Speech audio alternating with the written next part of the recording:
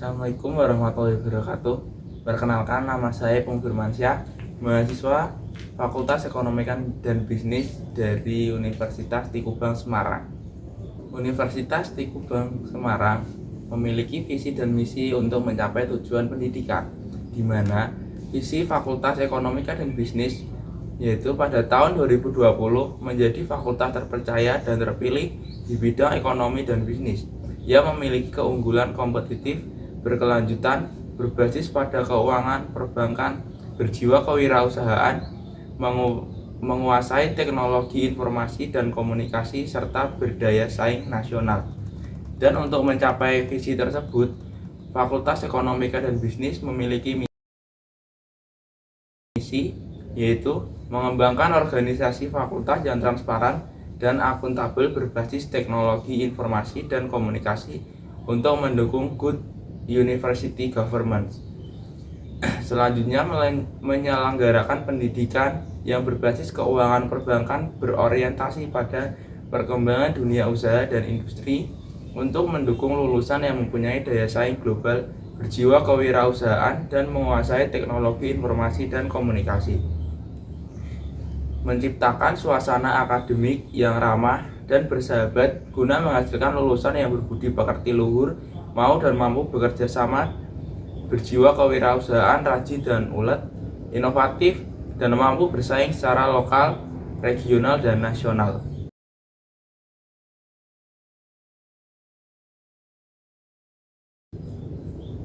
Melaksanakan dan meningkatkan penelitian bidang ekonomi, sumber daya manusia, pemasaran, keuangan, dan perbankan yang inovatif dan bernilai ekonomi yang berkelanjutan. Melaksanakan dan meningkatkan pengabdian kepada masyarakat sesuai perkembangan ilmu pengetahuan dan kebutuhan masyarakat. Menyelenggarakan penelitian dan konsultasi sesuai dengan kompetensi fakultas dan kebutuhan masyarakat. Membangun kompetensi profesional para dosen dan menyelenggarakan uji kompetensi secara kontinu untuk memperoleh sertifikasi dari lembaga-lembaga sertifikasi.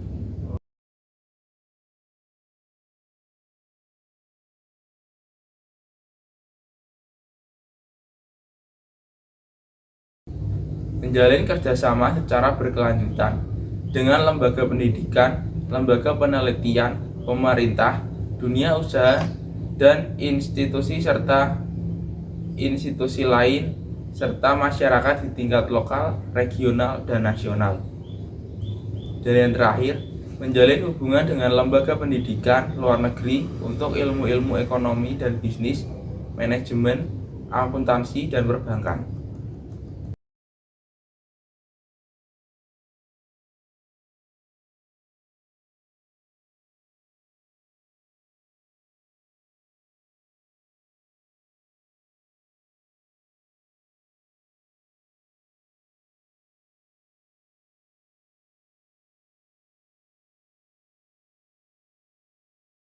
Serta tujuan dari Fakultas Ekonomi dan Bisnis yaitu tercapainya penyelenggaraan tata kelola yang baik dan progresional di seluruh lingkungan Fakultas Ekonomi dan Bisnis, menghasilkan lulusan yang bertakwa kepada Tuhan, cerdas, dan cakap dalam bidang ekonomi dan bisnis berbasis keuangan dan perbankan, menghasilkan desain sistem administrasi yang mampu menyiapkan seluruh program studi memperoleh akreditasi A, menghasilkan rancangan pengembangan dosen studi lanjut jenjang strata 3. Pada kesempatan kali ini saya akan menjelaskan materi tentang audit aktiva produktif kredit. Untuk cakupan materi yang akan saya jelaskan, yang pertama, definisi dari kredit yang diberikan dan resiko kredit. Yang kedua, manajemen kredit, yaitu ada analisis kredit 5C, perikatan kredit, perikatan agunan, dan yang ketiga, prosedur audit pada saat permohonan kredit, pada saat persetujuan kredit, dan pada saat penentuan plafon kredit. Dan yang keempat, yaitu ada perikatan kredit. Yang kelima, eksistensi agunan. Yang keenam, perikatan agunan. Langsung saja pada materi yang pertama, yaitu kredit yang diberikan. Kredit yang diberikan oleh bank dapat didefinisikan sebagai penyediaan uang atau tagihan yang dapat dipersamakan berdasarkan persetujuan atau kesepakatan pinjam-meminjam antara bank dengan pihak lain yang mewajibkan pihak meminjam untuk melunasi hutangnya setelah jangka waktu tertentu dengan jumlah bunga imbalan atau pembagian hasil keuntungan.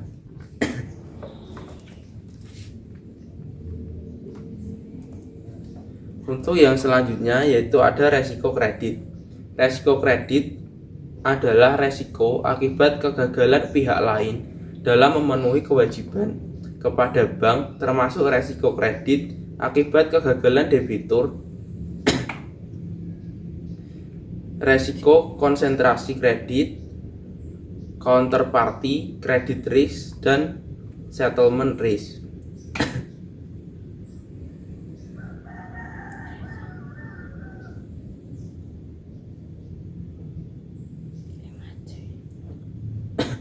Untuk yang selanjutnya yaitu ada analisis 5C. Yang pertama yaitu ada karakter.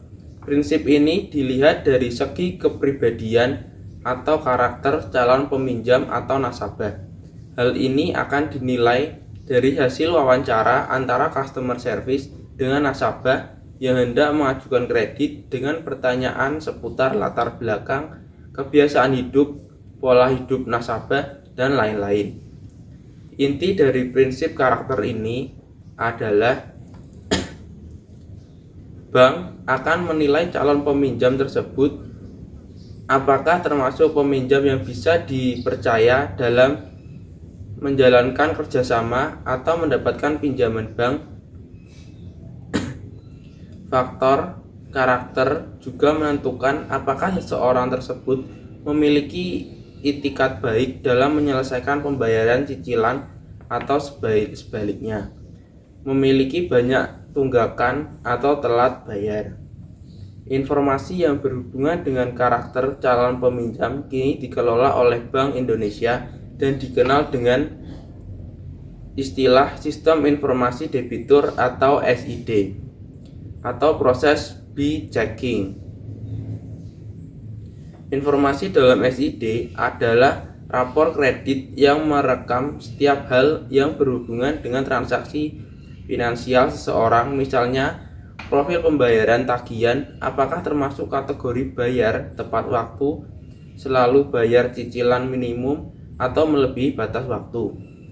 Dan C yang kedua yaitu ada capacity. Prinsip ini adalah yang menilai nasabah dari kemampuan nasabah dalam mengelola keuangan pribadinya atau usaha yang dimilikinya. Faktor ini juga menentukan kemampuan membayar cicilan pinjaman seorang kepada bank, seperti apakah nasabah tersebut pernah mengalami sebuah permasalahan keuangan sebelumnya atau tidak. Untuk B yang ketiga yaitu ada kapital. Untuk C yang ketiga yaitu ada kapital, yakni terkait akan kondisi aset dari kekayaan yang dimiliki calon peminjam, khususnya nasabah yang mempunyai sebuah usaha.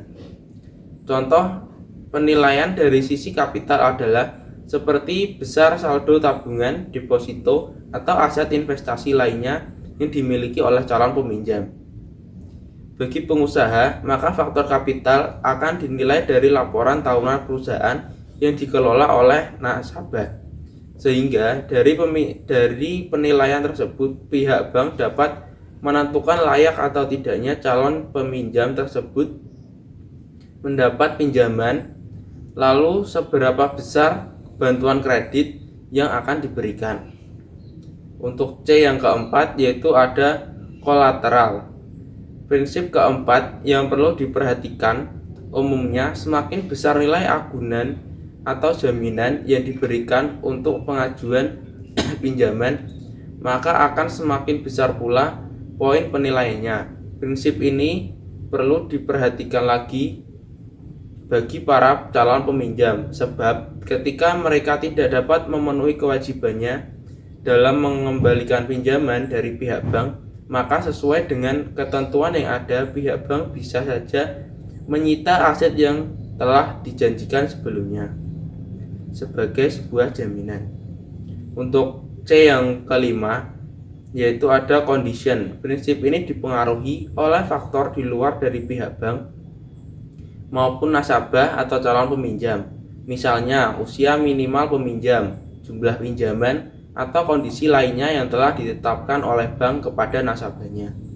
Contoh kondisi lainnya yang juga jadi pertimbangan bank dalam memberikan pinjaman kepada pengusaha antara lain kondisi perekonomian suatu daerah atau negara terhadap jenis bisnis yang dilakukan oleh peminjam.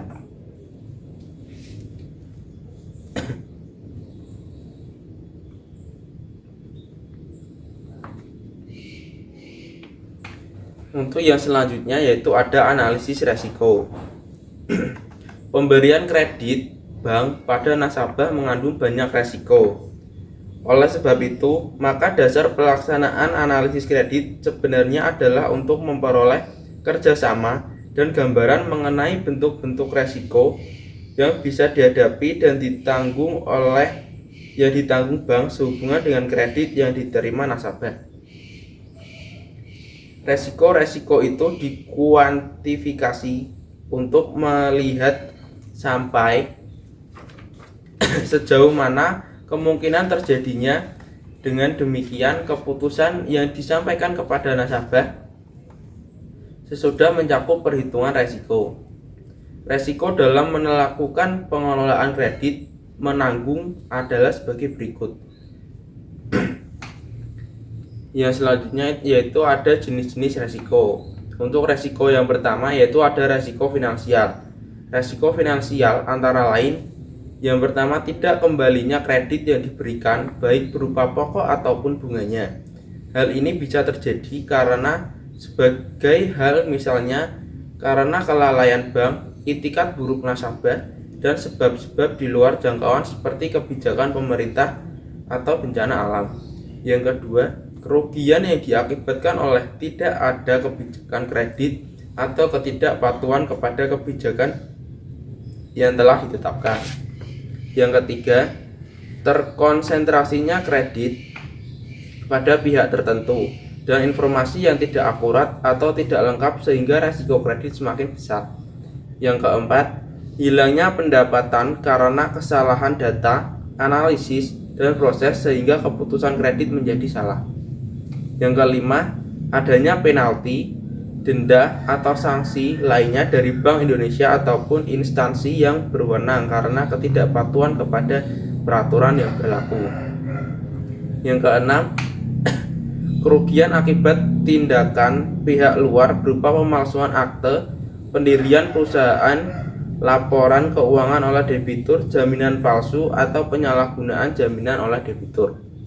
Yang ketujuh, kerugian akibat tindakan pihak intern, misalnya berupa penyalahgunaan pembayaran dari debitur, penyalahgunaan jaminan, kredit fiktif, atau penerimaan komisi dari debitur agar kredit dapat diberikan. Dan yang terakhir, kerugian karena penyalahgunaan informasi mengenai kredit dihapuskan.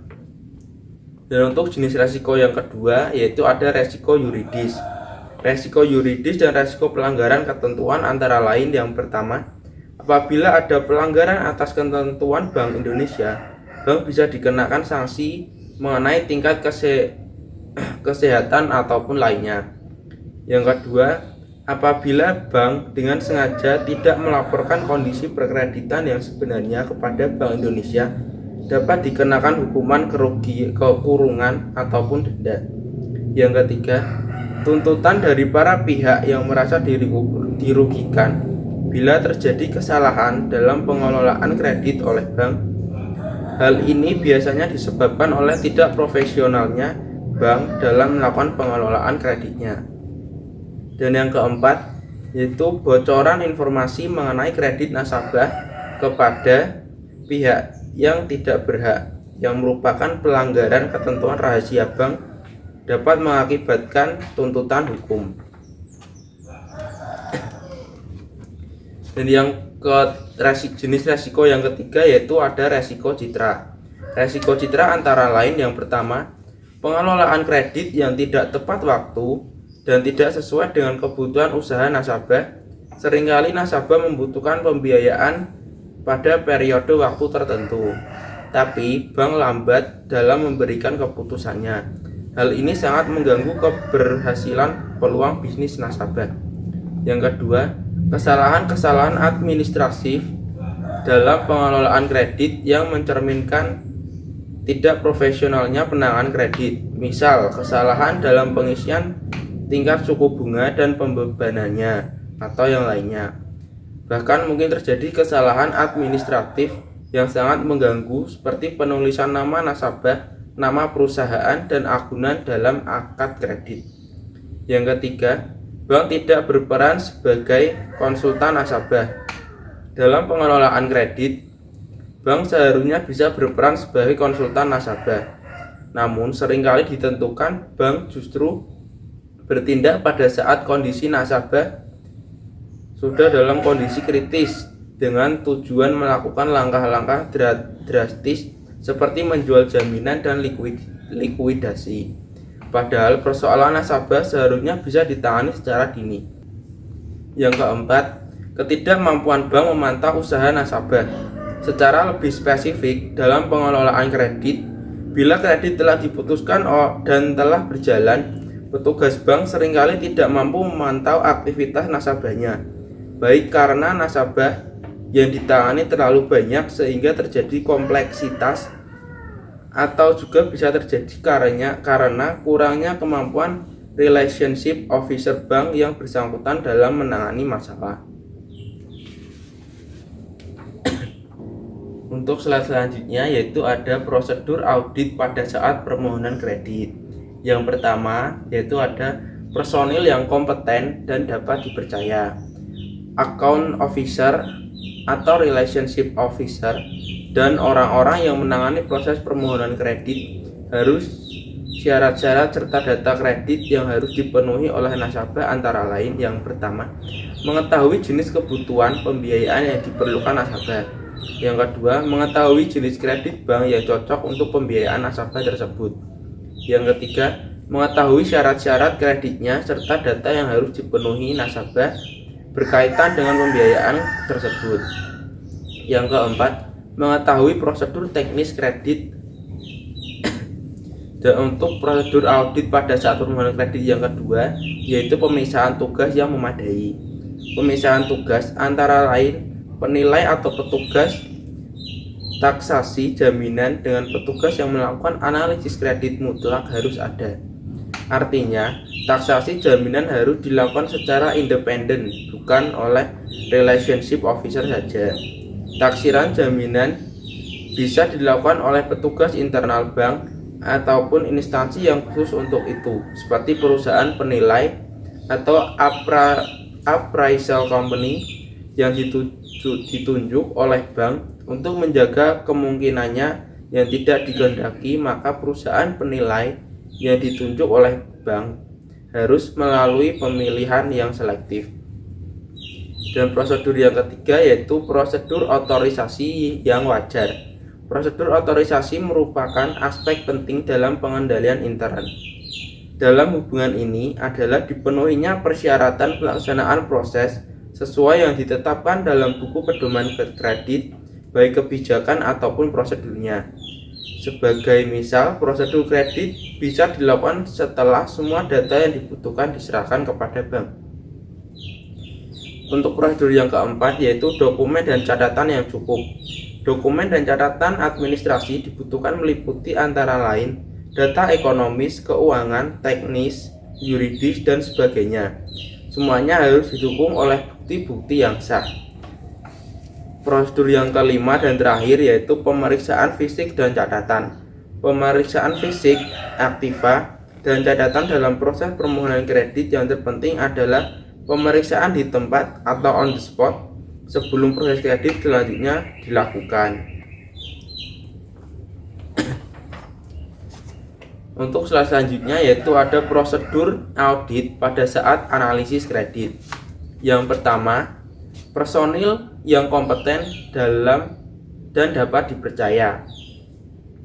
Relationship officer yang melakukan analisis terhadap data yang sudah disiapkan harus mempunyai pengetahuan yang bersangkutan yang memadai. Tentu perlu dilihat apakah pernah mengikuti pendidikan atau pelatihan untuk itu. Relationship officer tersebut harus mempunyai sikap mental objektif, jujur, dan dapat dipercaya. Untuk prosedur yang kedua yaitu pemisahan tugas yang memadai. Harus ada pemisahan tugas yang dibuktikan dengan keputusan kredit dibuat atas dasar analisis dan diuji kembali dalam rapat komite kredit. Untuk prosedur yang ketiga, prosedur otorisasi yang wajar. Prosedur otorisasi dalam proses analisis kredit yang menyangkut aspek pengendalian, terutama menyangkut otorisasi keputusan atas kredit yang harus dilakukan oleh yang berwenang atau komite kredit berdasarkan tingkatannya. Untuk yang keempat yaitu ada dokumen dan catatan yang memadai. Data yang dijadikan dasar untuk informasi, analisis, dan keputusan kredit bank harus dijamin keakuratan, ketepatan, kebenaran, dan kelengkapannya sehingga memadai untuk dijadikan suatu keputusan kredit. Untuk yang kelima yaitu pemeriksaan fisik, aktiva, dan catatan. Analisis kredit sangat memperhatikan hasil pemeriksaan di tempat yang paling mutakhir, baik keadaan usaha nasabah maupun kondisi jaminannya. Untuk slide yang selanjutnya yaitu ada prosedur audit pada saat penarikan kredit. Yang pertama, personil yang kompeten dan dapat dipercaya. Petugas bank yang menangani penarikan kredit harus memiliki pengetahuan yuridis yang baik mengenai perjanjian, pengikatan, dan penguasaan jaminan. Penguasaan masalah yang bersangkutan dengan asuransi, baik asuransi kredit maupun asuransi dari barang peminjam. Pengetahuan yang cukup tentang sumber dana kredit, baik dana kredit dari intern bank atau dana likuiditas bank lain ataupun likuiditas Bank Indonesia. Dan yang kedua yaitu ada pemisahan tugas yang memadai. Aspek pengendalian dalam proses penarikan kredit yang penting adalah pihak yang memberikan persetujuan atas penarikan kredit berbeda dengan petugas bank yang melaksanakannya. Artinya, proses persetujuan tersebut telah melalui penelitian bahwa syarat-syarat di posisi telah dipenuhi oleh nasabah. Yang ketiga, yaitu prosedur otorisasi yang wajar.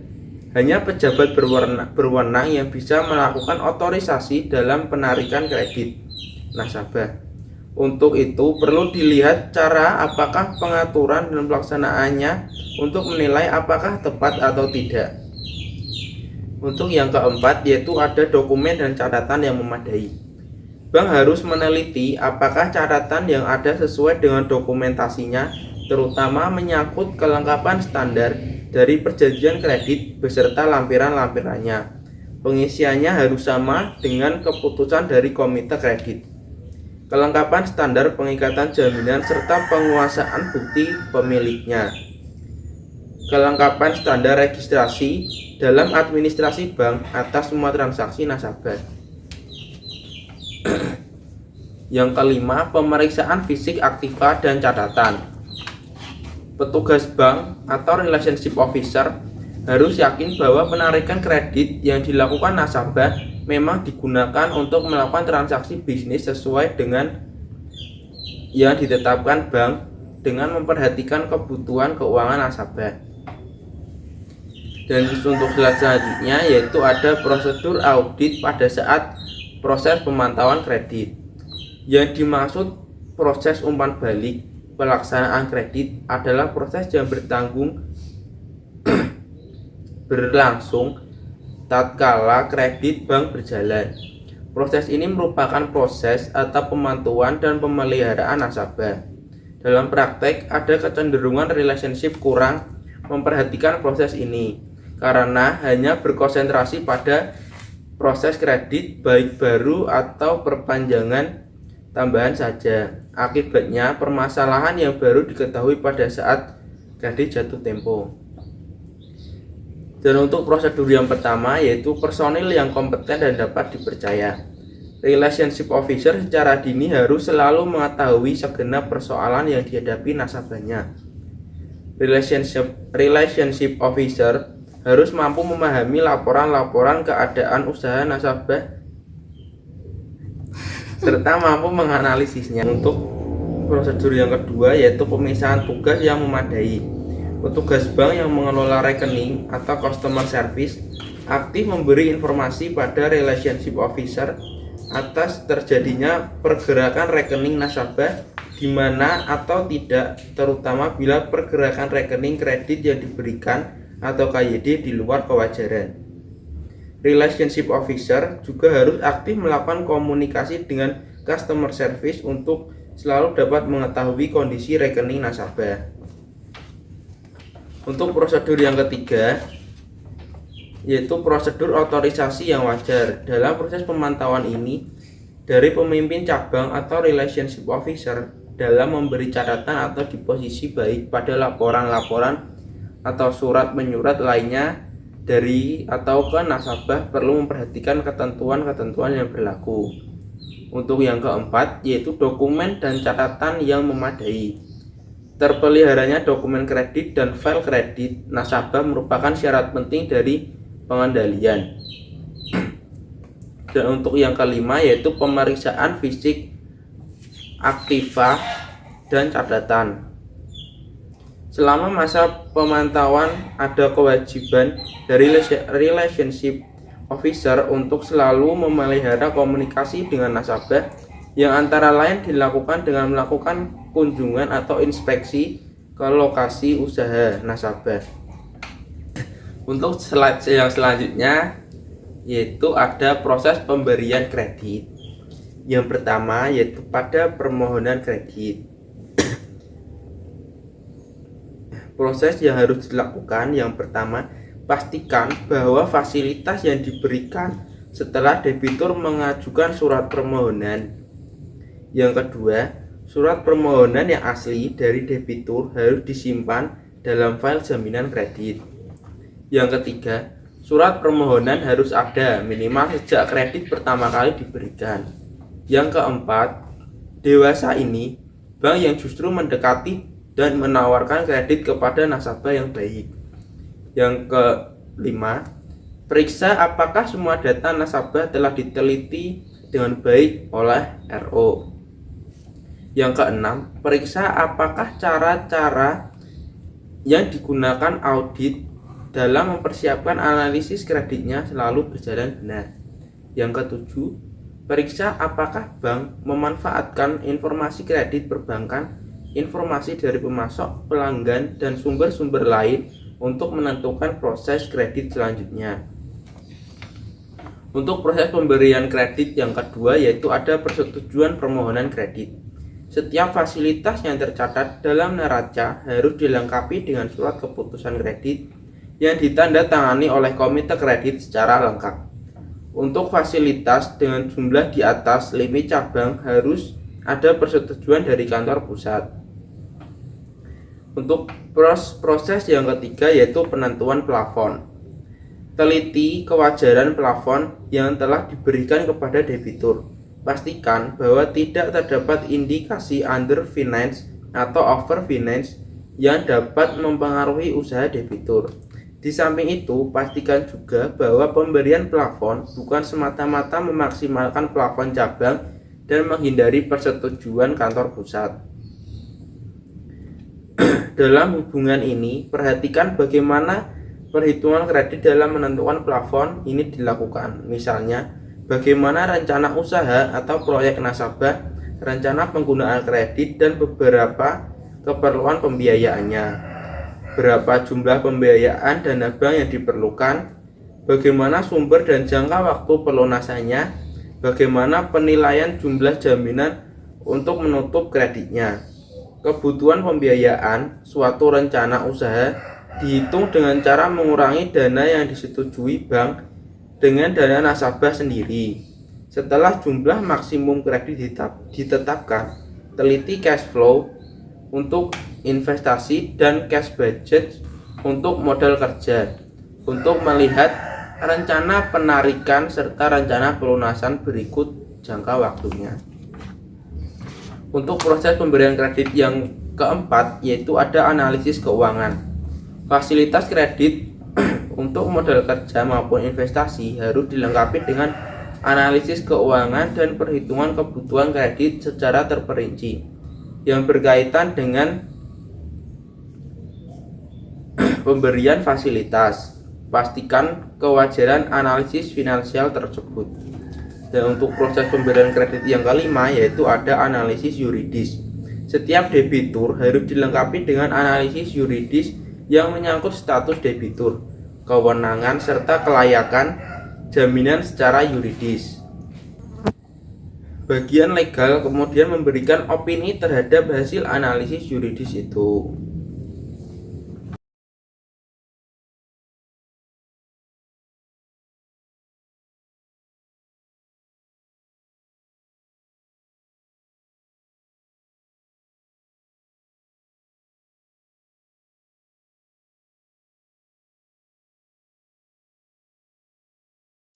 Untuk slide yang selanjutnya yaitu ada pengikatan kredit.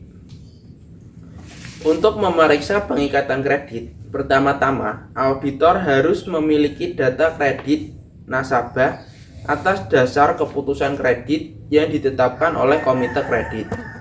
Data ini menyangkut semua syarat kredit yang telah mendapatkan pengesahan dari komite kredit, kemudian bandingkan dengan pengikatannya, baik perjanjian kredit atau PK maupun pengikatan dan penguasaan agunan dan jaminan lainnya. Garis besar pengikatan terhadap fasilitas kredit dibagi menjadi dua bagian, yaitu pengikatan kredit dan pengikatan agunan. Pengikatan kredit berlaku sebagai akad induk, sedangkan pengikatan agunan bersifat tambahan. Untuk yang selanjutnya yaitu jenis-jenis pengikatan kredit. Yang pertama itu ada jenis otentik. Pengikatan dilakukan di depan pejabat yang berwenang.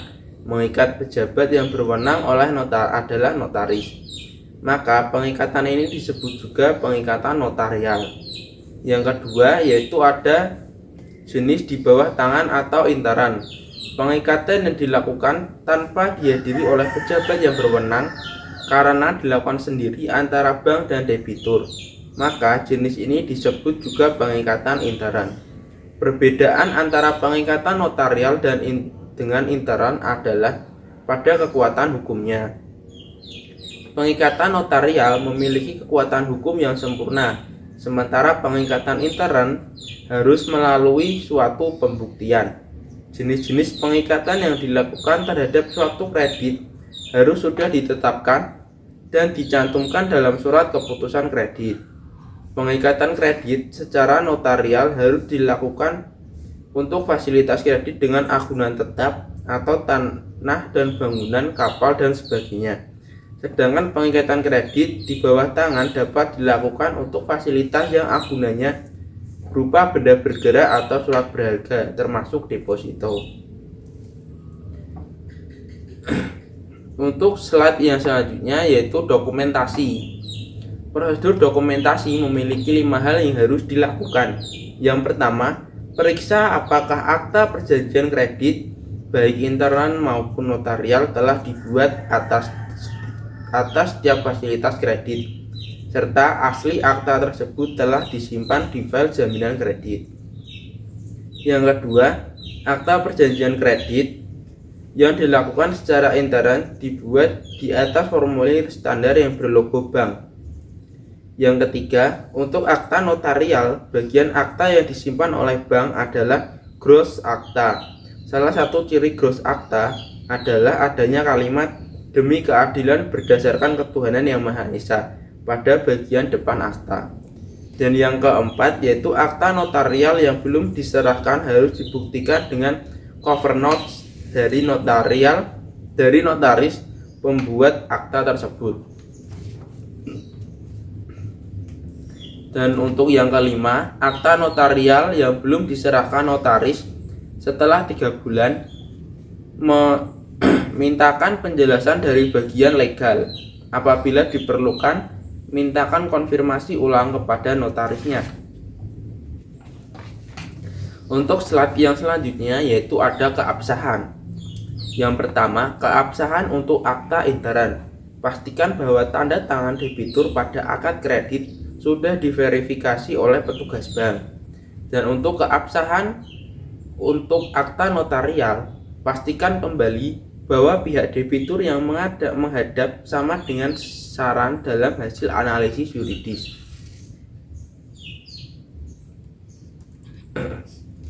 Untuk slide yang selanjutnya yaitu ada materi pengikatan. Ada beberapa materi yang harus dipastikan oleh auditor, antara lain yang pertama, pastikan bahwa seluruh jenis fasilitas kredit yang diberikan telah disebutkan dalam akad kredit. Periksa kembali kesesuaian plafon, jangka waktu dan syarat-syarat lainnya seperti yang ditentukan dalam surat keputusan kredit. Yang kedua, teliti bahwa bentuk perikatan agunan telah digunakan dengan tepat sesuai dengan status kepemilikan dan sifat hubungan antara debitur dan pemilik agunan. Yang ketiga, pastikan bahwa perubahan atau perpanjangan kredit yang diikuti dengan perubahan struktur agunan telah diikat dengan pembaharuan kredit atau novati. Untuk slide yang selanjutnya yaitu ada eksistensi agunan. Dalam tahap ini, fokus audit ditunjukkan kepada kelengkapan surat bukti kepemilikan agunan. Untuk itu, data keputusan kredit menjadi perbandingannya dan data dalam perjanjian kredit diinvestasikan satu dengan lainnya yang kemudian dibandingkan dengan agunan yang dikuasai bank yang bersangkutan. Beberapa kriteria dasar yang harus digunakan pada saat memeriksa agunan adalah sebagai berikut. Yang pertama, debitur harus mempunyai hak secara yuridis terhadap agunan tersebut. Yang kedua, agunan harus dapat diuangkan dalam waktu cepat pada saat harus dieksekusi. Yang ketiga, bank harus mengontrol jaminan tersebut dalam arti bahwa debitur tidak dapat menjualnya tanpa sepengetahuan bank. Yang keempat, kepentingan bank atas agunan tersebut harus dilindungi. Yang kelima, surat atau bukti kepemilikan agunan harus asli. Yang keenam, setiap pengeluaran agunan harus dengan persetujuan pihak yang menyetujui pemberian kredit. Yang ketujuh, tanda terima jaminan dan bukti pengeluaran agunan harus dicadangkan oleh 2 orang sebagai bukti dual custodian. Untuk slide yang selanjutnya yaitu ada langkah-langkah pengikatan agunan. Ada beberapa pemeriksaan terhadap agunan yang dijadikan jaminan oleh nasabah dalam meminta kredit kepada bank. Ada berbagai contoh. Yang pertama yaitu ada agunan berupa tanah atau bangunan. Yang kedua, kapal, kendaraan, mesin, persediaan barang, emas, standby, deposito atau tabungan, saham, jaminan pihak ketiga, dan yang terakhir piutang dagang. Dan sebagai contoh yaitu ada langkah-langkah pengikatan agunan yang harus dilakukan untuk jaminan yang berupa kapal. Yang pertama, pastikan bahwa surat bukti pendaftaran kapal asli telah dikuasai oleh bank. Yang kedua, teliti kembali bahwa luas kapal yang tercantum dalam surat pendaftaran kapal minimal 40 meter kubik. Dan untuk langkah pengikatan agunan yang kedua yaitu berupa kendaraan. Yang pertama, pastikan bahwa BPKB kendaraan telah dikuasai oleh bank dan sesuai jenisnya, seperti yang disebutkan dalam surat keputusan kredit. Yang kedua, periksa bahwa BPKB tersebut telah dilengkapi dengan faktur asli dan kwitansi kosong bermaterai yang telah ditandatangani pemilik kendaraan. Yang ketiga, BPKB yang masih dalam proses pengurusan penertiban baru atau balik nama harus dilengkapi dengan cover notes dari dealer. Periksa cover notes dealer tersebut antara lain mengenai apakah telah dilengkapi dengan klausul bahwa apabila BPKB selesai diurus, pihak dealer akan menyerahkannya langsung kepada bank. Yang kedua, apakah cover notes dealer tersebut telah diverifikasi keabsahannya oleh petugas bank. Dan untuk yang keempat, yaitu BPKB yang masih dalam proses pengurusan setelah 3 bulan, mintakan penjelasan dari petugas bank mengenai kemajuan laporannya atau kendaraan yang dihadapi. Apabila diperlukan, konfirmasi ulang kepada pihak dealer. Nah, untuk slide yang selanjutnya yaitu ada perikatan agunan. Kelengkapan surat-surat agunan menjadi tidak berarti apabila tidak dilengkapi dengan pengikatan agunan secara lengkap dan benar. Untuk itu, pada tahap ini dilakukan pengujian kebenaran dan kelengkapan pengikatannya. Sebelumnya, harus dipahami bahwa seluruh bentuk pengikatan agunan adalah bersifat tambahan. Dengan demikian, kebenaran atau kesempurnaan pengikatan agunan menjadi tidak berarti apabila pengikatan induknya atau perjanjian kredit atau akad kredit tidak sempurna atau memiliki cacat hukum.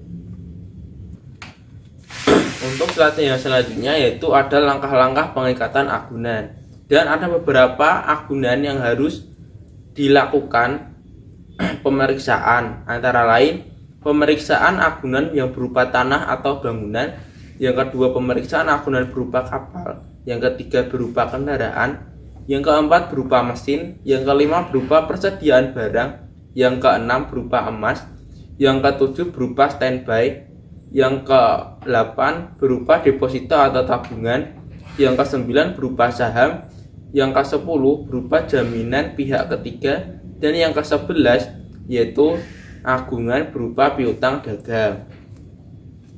Nah, sebagai contoh langkah pengikatan agunan yang berupa kendaraan, yang pertama, pastikan bahwa kendaraan agunan telah diikat dengan FEO atau Fiduciary Agendom Overdraft secara benar. Akta FEO dapat dibuat secara notarial maupun di bawah tangan. Yang ketiga, cocokkan spesifikasi dan seluruh keterangan kendaraan agunan yang tercantum dalam BPKB dengan akta FEO-nya. Yang keempat, periksa apakah kendaraan yang diagungkan telah diajukan pemblokirannya kepada pihak kepolisian. Dan untuk contoh yang kedua yaitu agunan berupa mesin-mesin. Yang pertama, pastikan bahwa mesin-mesin agunan telah diikat dengan FEO baik secara notarial maupun di bawah tangan. Yang kedua, mesin-mesin yang melekat atau tertanam pada bangunan pengikatan dilakukan dengan SKMH. Pastikan bahwa bangunan tempat mesin tersebut melekat juga telah dikuasai bank dan tidak berada di bawah penguasaan pihak lain. Yang ketiga, cocokkan spesifikasi dan seluruh keterangan mesin-mesin yang tercantum dalam faktur dengan akta FEO-nya. Dan untuk contoh yang ketiga yaitu persediaan barang. Yang pertama, pastikan bahwa persediaan barang yang digunakan telah diikat dengan FEO secara notarial maupun di bawah tangan. Dengan akta FEO ini harus diuraikan dengan jelas jenis serta nilai persediaan barang yang diagungkan. Yang kedua, akta FEO harus dilengkapi dengan klausul bahwa debitur wajib memberikan laporan posisi persediaan barang secara berkala atau periodik. Sekian pemaparan materi dari saya. Terima kasih atas perhatiannya. Assalamualaikum warahmatullahi wabarakatuh. Waalaikumsalam warahmatullahi wabarakatuh.